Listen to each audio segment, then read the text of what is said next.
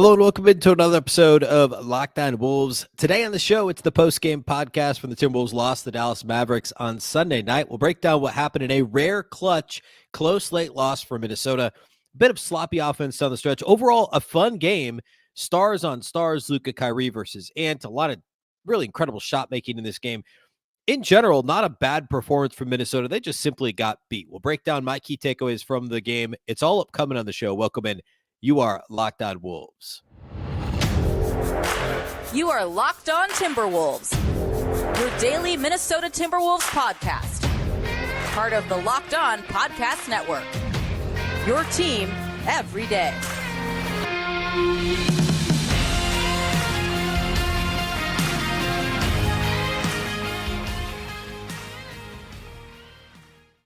Hello and welcome to the Locked On Wolves podcast, part of the Locked On Podcast Network, your team every day. My name is Ben Beecken. I'm the host of Locked On Wolves. Today's episode is brought to you by Gametime. Download the Gametime app, create an account, and use the code LOCKEDON for $20 off your first purchase. Happy Monday, everybody. Hopefully you had a great weekend. Unfortunately, not a victory Monday. The Wolves lost to the Mavs on Sunday, and today's the post-game pod. We'll break down what happened in this one. A fun game, regardless of the outcome. It was an enjoyable basketball game. There are some positive takeaways from this one, but we'll talk about my key takeaways, some of the game flow stuff. We'll do individual studs and duds, all that on the show here today. Also, I'm going to tease a bit of a soapbox that I'm thinking about getting on here this week based on some of the admittedly a bit of a straw man here because of some of the social discourse surrounding this Wolves. We'll call it a swoon, losing 3 out of 4, I guess. I'll talk a little bit about that here today, but that'll be kind of a focus for Tuesday's show. Right here off the top, the big thank you for making Locked On Wolves your first listen every day. Of course, this show is free and available everywhere, including YouTube, as well as all of your favorite audio platforms. Wherever you listen to podcasts, you can find Locked On Wolves. You can also watch on the Locked On Sports Minnesota app on both Roku and Amazon Fire TV. And you can follow on X at Locked On T-Wolves and also at Beecken with 2 B's, 2 E's, C-K-E-N. All right, real quick. I want to talk on Tuesday's show about this idea that the Wolves are like hitting this weird wall. They're 5-5 in their last 10. And I guess factually that is true compared to how they started the year. But hey, let's look at some of the top seeds from the last several years in the playoffs. Unless you're talking about the 9-loss Warriors or the 10-loss Bulls from 25, 30 years ago, whatever that was, 25, 26 years ago. Teams are going to lose games. I mean, we're talking about a little over the third of the way through the season. The Wolves are still on pace to win 50 plus games. This is a really tough schedule. So I do want to talk about that. This is an excuse making. This is, we talked about this on Friday's show before the Houston win, because how quickly do we forget? Houston's not a bad team. They're really good at home. The Wolves held them to 95 points on Friday night. The Wolves are fine. They're a good team. I want to break down that a bit, give some context to the whole thing. A couple of comments that I noticed on social media, people complaining about the lineup and the Wolves, sometimes good teams lose to other good teams. And that's actually a perfect segue into talking about this game, because the Wolves had not yet played a full-strength Dallas team. The first time there was no Kyrie Irving, it was right after the initial heel injury to Kyrie in early December. And then they played them with no Luka the last time around. No Luka because Dallas was on a back-to-back just a couple of weeks ago. And the Wolves beat them with no Luka and no Kyrie. Now, Kyrie Irving's come back here since he came back on New Year's, and the Mavericks are now 3-1 since he came back. Now, their 2 wins are both against Portland. Both home games against Portland, by the way, the weird double home game against the same team. They got blown out on the road by Utah, Kyrie's first game back. Then they beat Portland twice at home, and then beat Minnesota in this game. So the Mavs are obviously far more dangerous when Kyrie Irving's on the floor. And as we talked about the last time the Wolves played the Mavs, there's nobody else. And this is one of the reasons why I think Dallas is they're better than mediocre, but they're not going to be a top 4 seed in the West because there's just no true depth to this team, right? You're relying on catching lightning in a bottle with Tim Hardaway Jr. off the bench, and then elite shot making from Kyrie and Luka. And that's kind of the extent of it. Everybody else is a true role player, and some of them are more limited than you'd like them to be if you truly want to be a top 4 seed in the conference. I actually really like the way the Wolves match up with Dallas. And this game was actually a good example of that. Minnesota played okay, But there was nothing about this that ever felt like, hey, the Wolves are going to win this game. They've got this in control. But you look up and they're up 6 with 4 minutes to play.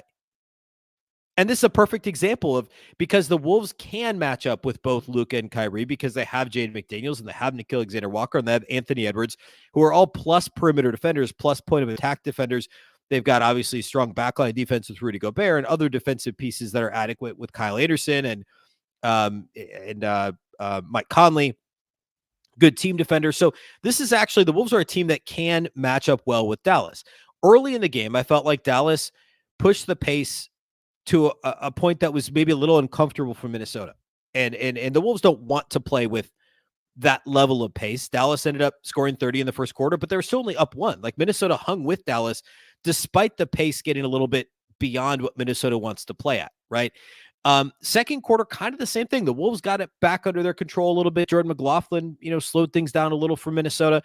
And the Wolves were still a -3 in the quarter, but they were within a bucket there right up until the end and ended up just being down 4 at halftime, but it easily could have been more. And then the third quarter was kind of more of the same. In fact, Dallas extended their lead, and this was a 9-point game by the end of the third quarter. The smaller Dallas did, like, the other thing about Dallas is they're so small, and especially with guys missing, guys out. This was Dwight Powell, who was in some foul trouble in this game, and that was kind of it. Like, Grant Williams is not big. Derek Jones Jr. is not big. Like, Dwight Powell was the only big on the floor, and this small Mavericks team, despite the small Mavericks team, despite getting crushed on the glass and in the paint, this Mavericks team got the Wolves bigs into foul trouble in this game. Both Rudy Gobert and Karl-Anthony Towns got into early foul trouble. And I say crushed. The Wolves were a +7 on the glass. They were a +6 in terms of points in the paint. And yeah, those margins should be bigger if you're a Wolves fan because because of the size advantage and because the Wolves have 2 All-NBA bigs in Rudy Gobert and Karl-Anthony Towns and another really good one in Naz Reid. But all that to say, Dallas did a good job getting both Cat and Rudy into foul trouble. I mean, Cat picked up his 4th foul within 30 seconds of the start of the third quarter. And some cheapies in there, and not cheapies in the sense that they were bad calls. One of them was, which one was it? There was one bad one in there on Cat. It wasn't the 4th one. I think it might've been his 3rd foul. Cheapies in the sense that it's the silly fouls, right? Like, if you're going to get called for a foul, earn it. Make it be because you're making an aggressive play on the ball or whatever. But Cat picks up these kind of, like, his 4th foul was he couldn't quite get an offensive rebound. So he couldn't tip the ball. So on his way down, he grabbed, I think it was Derek Jones' shoulder, or Dwight Powell's shoulder. Like, why, man? You're not going to get the ball. You're right in front of the ref. You're going to get called. Like, don't do that stuff, right? Those types of fouls. And Dallas did a good job at it. They were also trying to guard Towns with smalls down the stretch. Worked a little bit, but then Cat got kind of hot at the beginning of the fourth quarter, and he was a big reason why the Wolves ended up building a multiple possession lead. And late in the game, defensively, I thought Jaden McDaniels and Anthony Edwards did a really good job. There were some really fun ants on Kyrie possessions. He picked Kyrie's pocket in the first half, picked Luka's pocket in the second half, Ant did. McDaniels used his length, I thought, very well. Kyrie Irving and Luka Doncic are both just really, really good. And that's what this game really boiled down to, was elite shot making from elite players. I want to talk a little more about that. I also want to talk about what happened down the stretch for Minnesota. A couple of rough offensive possessions. One really just in transition, giving up a possession to Dallas that allowed the Mavs to take a lead that they never relinquished in the final couple of minutes. So I want to talk about the final few possessions of the game. We'll talk about Luka and Kyrie versus Ant, and we'll talk about my overall key takeaways from the game. And that's how we'll close the show out here today. Today's episode of Locked On Wolves is brought to us by our friends at Gametime. You shouldn't have to worry when you buy tickets to your next big event. Gametime is the fast and easy way to buy tickets for all the sports, music, comedy, and theater events near you. With killer last-minute deals, all-in prices, views from your seat, and their best price guarantee, Gametime takes the guesswork out of buying tickets. No matter where you're going to go see a game, not just a game, really anything. Like I said, theater, comedy. I love going to see all of those types of live events. Gametime is the only ticketing app that gives you a complete peace of mind with your purchase. You can buy tickets in seconds with 2 taps. Gametime is obsessed with finding ways to help you save money on tickets. With exclusive flash deals and sponsored deals on tickets for football, basketball, baseball, concerts, comedy, theater, and more, you can find the best possible prices for tickets. With zone deals, also, you can pick the section, and Gametime picks the seats for big-time savings. Take the guesswork out of buying tickets with Gametime. Download the Gametime app, create an account, and use the code LOCKEDON for $20 off your first purchase. Terms apply. Again, create an account and redeem the code LOCKEDON. That's LOCKEDON for $20 off. Download Gametime today. Last-minute tickets, lowest price, guaranteed. Locked On has launched the first ever national sports 24/7 streaming channel on YouTube. Locked On Sports Today is here for you 24/7, covering the top sports stories of the day with the local experts of Locked On, plus our national shows covering every league. Go to Locked On Sports Today on YouTube and subscribe to the first ever national sports 24/7 streaming channel. All right, down the stretch in this one, the Timberwolves were, of course, trailing for the majority of the game, as we talked about already. And then Minnesota takes a lead. Ant hits a tough jumper. I think that was on the left side of the floor, forces a Mavs timeout. The Wolves are down 2. The Wolves get a stop on defense, come down. Cat hits a three-pointer to put Minnesota up 1 with just over 5 minutes to play. Cat scores again the next time down after they get a stop and a Kyrie miss. Actually, Cat gets an and one on that one. Wolves are up 4. Then after a little bit more of a back and forth, Ant hits another shot. The Wolves are now up 106-100 with just under 4 minutes to play. The Mavs come down. They get an and one for Dwight Powell. McDaniels fouls Powell. He makes the shot, makes the free throw. Now it's a 3-point game. After a Wolves timeout, they try and get Ant going, try and get him another shot because he'd hit a couple of tough jumpers right before that. He misses a 3-pointer. The Mavs completely loaded up on him, really kind of right above the break on the right side of the floor. And Ant basically had 2 guys guarding him, and he was trapped. And so he just decided, I'm going to shoot this because they're not really contesting me. They're just trying to contain me. It actually, despite the fact he was double covered, it actually wasn't a terrible look. He gets enough elevation on his jumper, and I think the Mavs were surprised he shot it, but he missed. And then the Mavs called another timeout. And by the way, I thought Jason Kidd did a good job utilizing those timeouts to keep the Wolves from staying in a rhythm. Like the one was maybe, I guess the right before that, the Wolves had called a timeout, but then Jason Kidd called a couple of consecutive timeouts, which was very smart. And there, after a Wolves miss, a lot of times coaches won't call that timeout because the Wolves didn't score, right? And you're still just down 3. You just had a stoppage before that. But Kidd calls a timeout.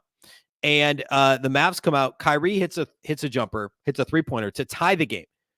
Then after the Wolves don't score on their end, McDaniels missed a corner 3, which, by the way, I'll get back to that. McDaniels misses a corner 3.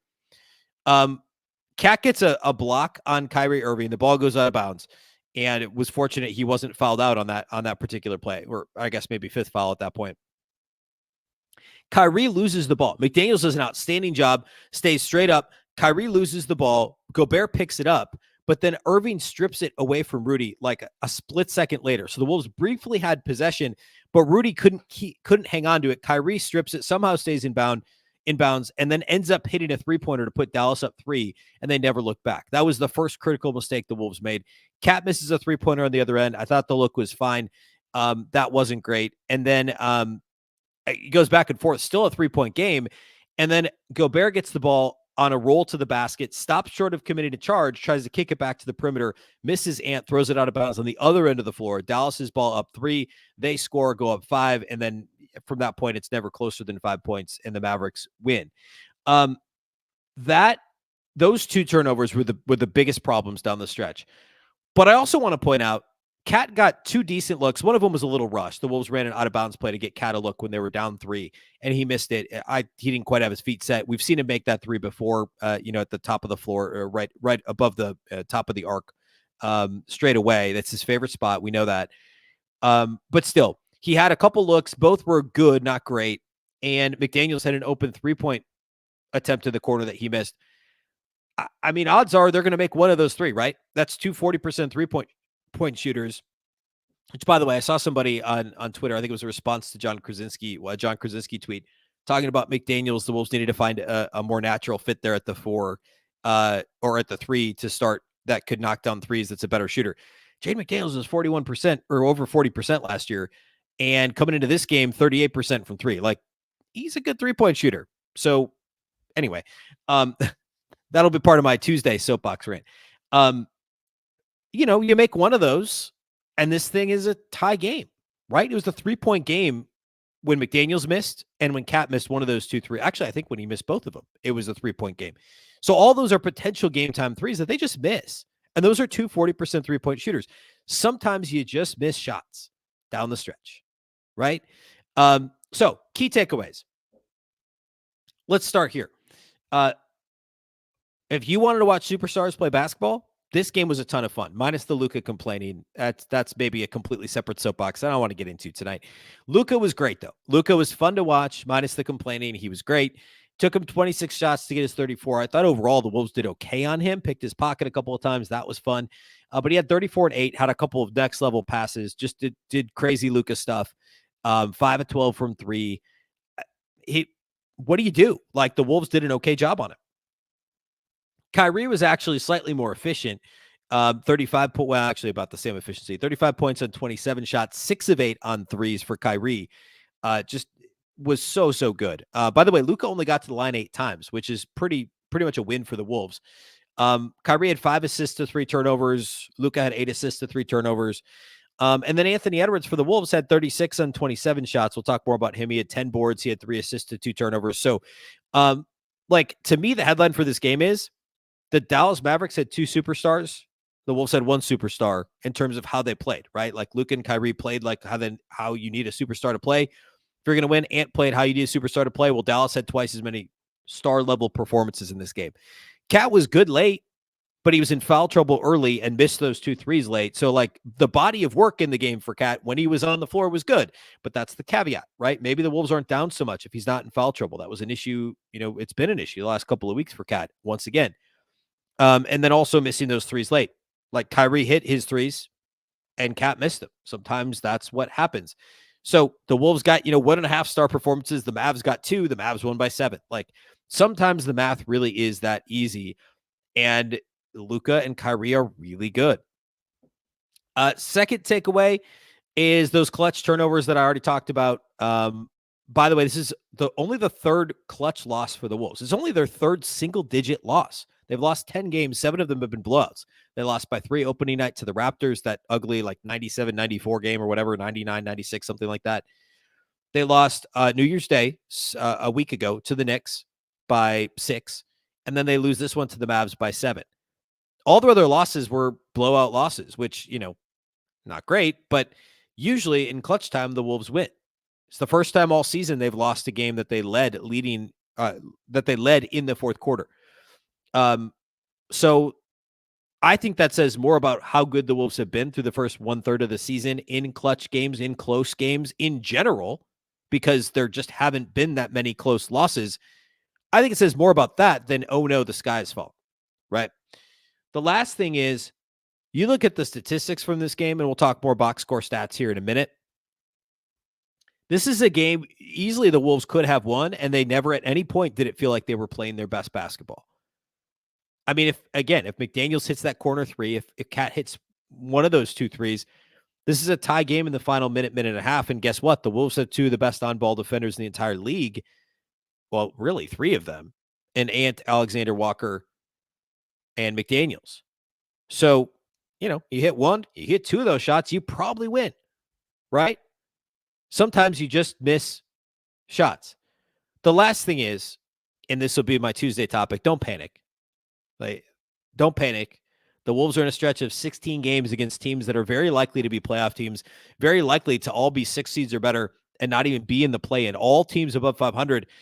And the Wolves are, I believe, now 8-6 with 2 games left in that stretch. I mean, assuming they split the 2, I think they will split Orlando and Boston. It's going to be real hard. I mean, Orlando's a tough matchup. They could lose them both. And 8-8 over the 16 is not great. But 8-8 against only playoff teams isn't terrible either. And say they split them and they go 9-7, fine. 9-7 with a couple of back-to-backs. I think 11 of the 16 road games, and we'll unpack this later in the week once we have the full picture of it, could do a lot worse. This team is still first in the West, and it's not time to panic. It just isn't. The schedule gets real soft here in January. Mid-late January gets real soft. All right. I want to close by doing individual studs and duds. We'll look at some box score stats overall and just kind of look at the picture of, another going back to the reasoning of like, hey, this never felt comfortable, but yet the Wolves were within a possession in the final couple of minutes and led by 6 with 4 minutes to play, and probably should have won despite all of these other things. Talk about some of the things the Wolves needed to do well in this matchup, and they did do well. We'll do all that here next.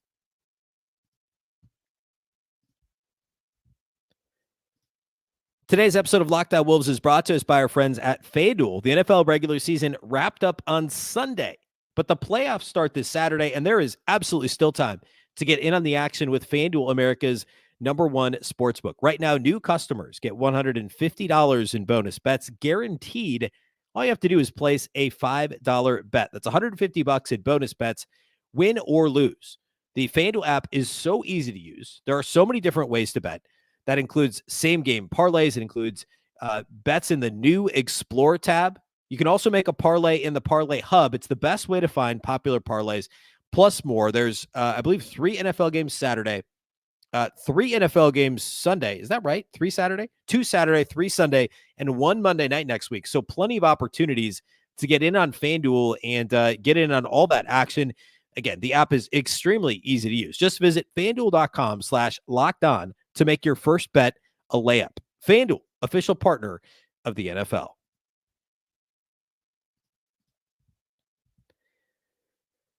All right, before we get to individual studs and duds, let's look at a couple of quick box score stats here from Wolves Mavs. And if you're watching on YouTube, I'm throwing the graphic up. Minnesota held Dallas to just over 45% field goal shooting, which actually isn't, I shouldn't say held. They allowed Dallas to shoot 45.3% overall from the field.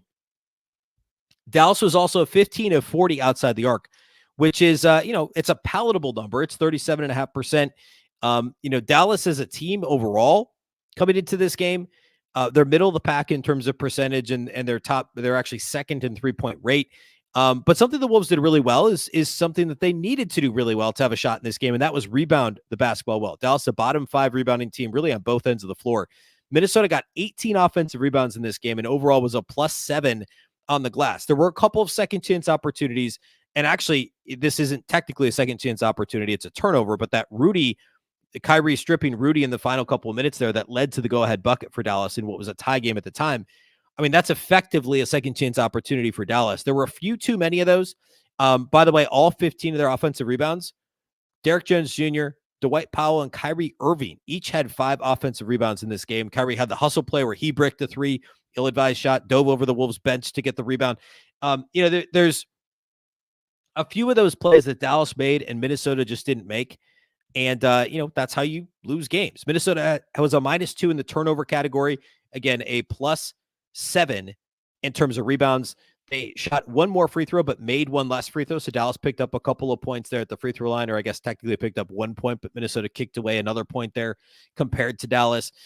So again, all those things factor in. The Wolves were a +6 in terms of points in the paint, a +7 on the glass, in the same neighborhood, free throws, 3-pointers. So this is one of those where Dallas had kind of a small edge in almost every category except for rebounding. Minnesota didn't quite, expand that margin to where it needed to be if they were also going to allow Luka and Kyrie. And I say allow, if Luka and Kyrie were also going to go off in the way that they did. Because again, I don't think the Wolves did a bad job defensively in either of them.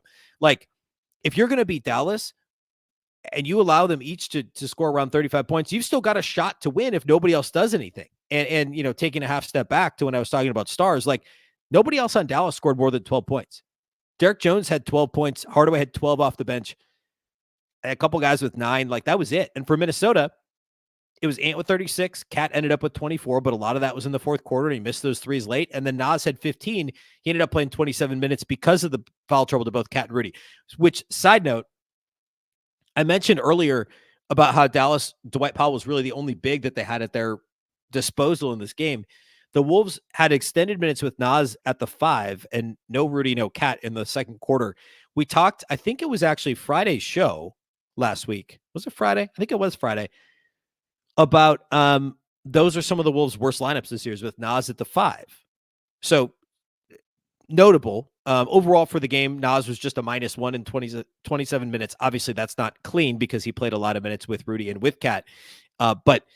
And by the way, the plus minus in this game is it doesn't really do a whole lot. Nobody on the Wolves was worse than a -7 or better than a +1 in a game they lost by 7. So, it is what it is. But all that to say, interesting that the small ball Mavs forced the Wolves into playing small ball simply by the Wolves getting their primary bigs, Rudy and Cat, into foul trouble very quickly in this game. All right, individual studs and duds for this one, and then we'll close it out.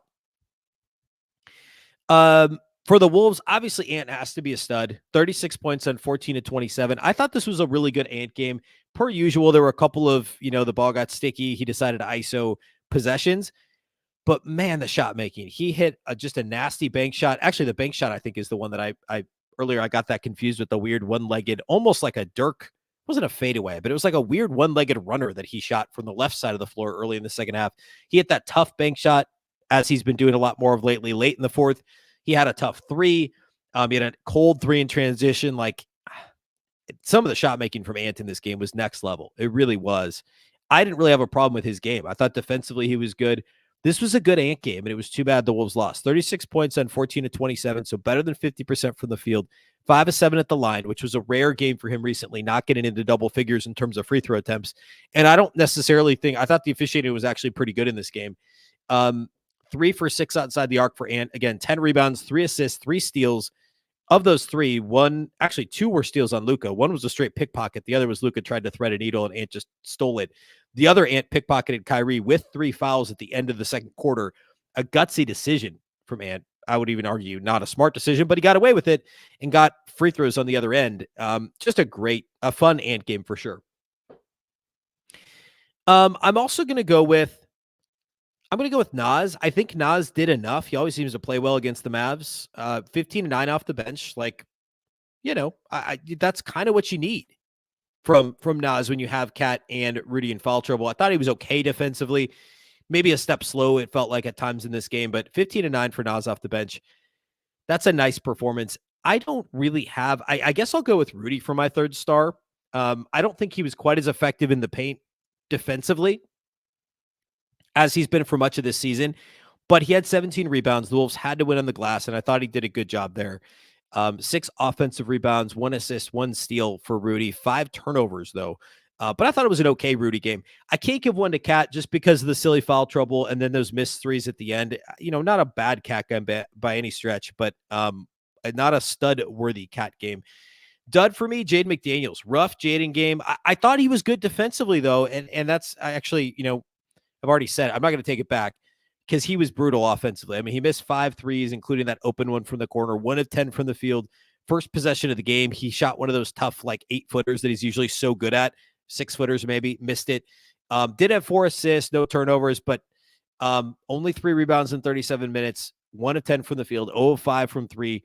Had a chance to make a big impact late with that open corner 3 that he missed. But again, I thought he was good defensively. It's just these dudes combined for 69 points on, 26 of 53 shooting. I don't know. What do you do? It's not Jaden's fault necessarily. It's not Nickeil Alexander-Walker's fault. By the way, Alexander Walker only played 13 minutes in this game. The Wolves went heavy Jaden McDaniels, heavy Ant minutes in this one. Off the bench, you had 27 minutes to Naz Reid, only 20 for Kyle Anderson, who I thought played pretty good overall after, he struggled. He's played better lately, but in general, he's been not as good this year as he was last year's. 13 minutes for McLaughlin. By the way, J-Mac, Jordan McLaughlin, 2 of 7 outside the arc. That's going to be the rub with him, right? He's got to make threes at close to a 40% clip, which is a proposition. His 3-point percentage has gone down every year in his career.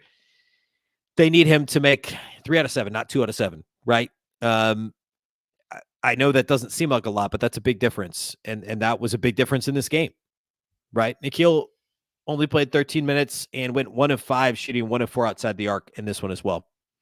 All right, that's all we got for you here on this game. Next up, the Wolves have a tough at Orlando game on Tuesday. I'll look at this before Tuesday's game, but the Wolves historically are pretty underwhelming playing in Orlando. Even when the Wolves have been better than the Magic, it's just been a tough place to play. And it's the front end. It's the third game in a 4-game road trip. It's the front end of a back-to-back with the next night in Boston. So Minnesota has to do their best to lock in Tuesday, worry about getting that win, not look ahead to the Celtics, because I mean, second night of a back-to-back, traveling from Boston or from Orlando up to Boston, that's going to be tough. So get the win in Orlando. If you can get the one in Boston, that's gravy. Quite frankly, like at this point, you're hoping to split these games, and Orlando's the more winnable game. It's a tough matchup for Minnesota, and Orlando's obviously good this year. We'll talk about that on Tuesday's show. I'll preview that matchup. I'll get on my soapbox just a little bit about the, I guess how we're feeling as a fan base related to where the Wolves are at, and then the schedule gets much easier after Wednesday at Boston. Friday against Portland at home should be a nice homecoming. It's tough after a 4-game road trip, regardless, to come back and play really well your first game at home, but it's obviously a very winnable game. The first time, weirdly, that we've seen Portland all year, and the first game since, let's see, what was the last time the Wolves played a below 500 team? December 8th. A month ago today. December 8th against the Memphis Grizzlies was the last time the Wolves faced a below 500 team. All right, we'll do all that on Tuesday's show. That's all we have for today. Big thank you for making Locked On Wolves your first listen every day. Of course, this show is free and available everywhere. Wherever you listen to podcasts, you can also watch on YouTube and on the Locked On Sports Minnesota app on both Roku and Amazon Fire TV. You can also follow on X at Locked On T-Wolves and also at Beecken with 2 B's, 2 E's, C-K-E-N. Of course, the Locked On Wolves podcast is part of the Locked On Podcast Network. Remember, the Locked On Network is your local experts on all the biggest stories. Once again, I'm Ben Beecken. This is the Locked On Wolves podcast, and we'll catch you next time.